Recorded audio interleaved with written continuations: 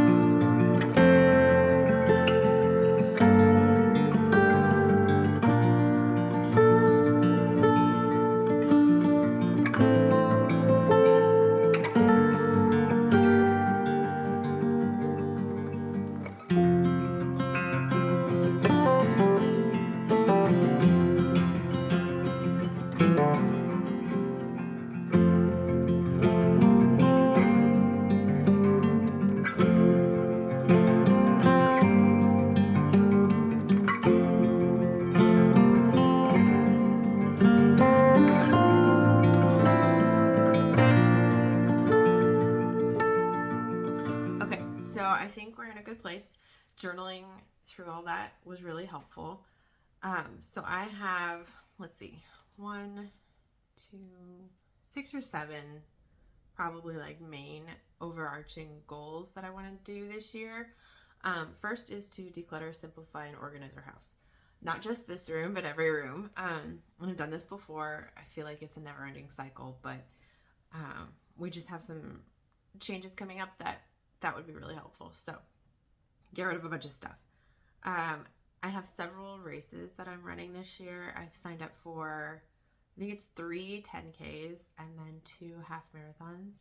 And I haven't run a half marathon since I was like 23.